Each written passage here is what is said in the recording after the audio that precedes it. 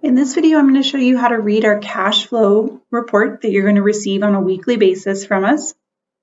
It's basically a report that tells you the amount of deposits or money that came in and the amount of money that went out and the different categories that the money went out, that where that money went and what was paid with those funds, basically.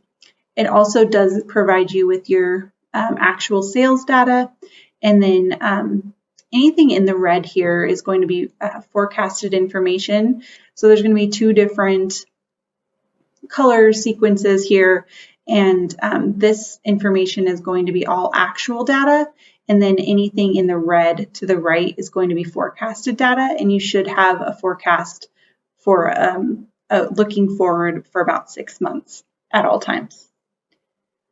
So again, at the top here, we have our beginning bank balance, and then any deposits that came in for your regular business operations would be listed here. If you had any additional deposits outside of your regular business operations, perhaps you received an IRS check or a refund from a vendor or your payroll company, something like that, we would separate those out on a different line, or loans that came in or equity. We would separate out those deposits on separate lines so that we could differentiate between your regular business deposits and those unusual deposits that happen occasionally. And then this is your money out section, or your withdrawals.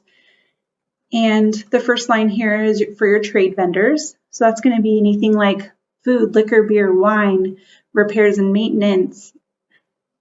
Your utilities, we do separate out on a separate line, but anything outside of these individual categories is going to wind up here in the trade vendors line. And then we have a credit card payment line. So if you have a credit card, we make those payments for you, then those payments are going to be separated out on their own line. Then we have a payroll line. So obviously anything payroll related, payroll fees, just all of your payroll related transactions are going to go there. Insurance for workers' comp, general liability, that would be separated out on its own line. If you pay your credit card fees on a monthly basis versus them being deducted on a daily basis, then we would separate those out on this line here. And then we have rent, of course, utilities, sales tax. If you make any transfers to a house bank or a petty cash bank, then we would separate those out for you as well. Health insurance, distributions, marketing, intercompany. Those are kind of some of the different categories that we would differentiate in your withdrawal section of your cash flow. And then you're going to get to a total money out, or total withdrawals that happened in a given week. So this is a Monday through Sunday time period that we look at each week, and then you have an ending bank balance. If your ending bank balance consisted of multiple banks, they would be listed separately out down here below with the different balances of each of those. They just have one bank balance at the moment, but if you had multiple banks with different balances that this was comprised of, then we would separate those out down here.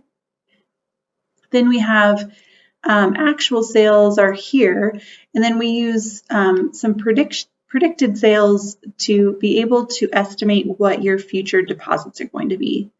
We usually utilize prior year sales data and then your historical data, where we're determining if your sales are increasing or decreasing versus the prior year. Then we can build in that increase or decrease percentage. If we don't have prior year data, we're just going to go off of what you've been doing in the most recent weeks and estimate from there. So you'll be able to see your actual, we'll update this each week with your actual sales data, and then that helps us determine what your deposit is going to be for the next week. We usually do about a 1.2 as a sales to deposits factor, multiplying it by 1.2 because you are getting, usually the tips are deposited as well with your regular sales. Those do get paid out in payroll, but you do bring those funds in through your deposits. So we want to be able to accurately predict what those deposits are going to be.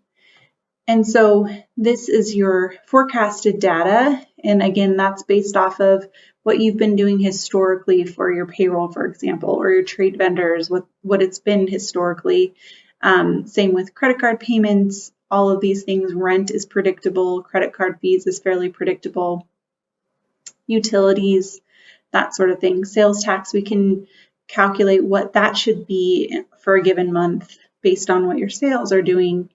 And then we would just need to be communicated about any changes, say, to your payroll or like upcoming major expenses that we should know about so that we can enter them into the cash flow and account for them and expect them and know to maybe adjust if we need to the amount of money that goes out for trade vendors, for example, to accommodate like a larger repairs or improvements invoice that's getting paid.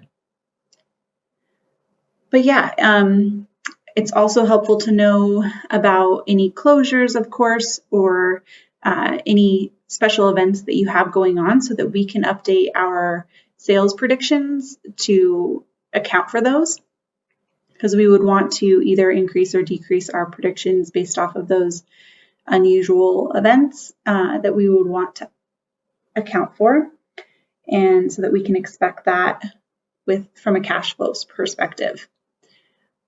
But you'll be getting this with a summary of where the money was spent each week, what deposits came in, and what your ending bank balance is each week with this cash flow. And of course, if you have any questions, don't hesitate to ask. But mainly, of course, like it's called, it's a cash flow. We're talking about the money that came in and the money that went out. And then we're trying to make those predictions on your ending bank balance for the next 6 months or so with this worksheet. And so anything that would affect your cash flow, sales-wise, large expenses-wise, let us know so that we can account for those in this cash flow and make it as accurate as possible for you so that you have a good idea of what your bank balance is going to be in a few weeks or in a few months from now. And that is the cash flow report. Thank you.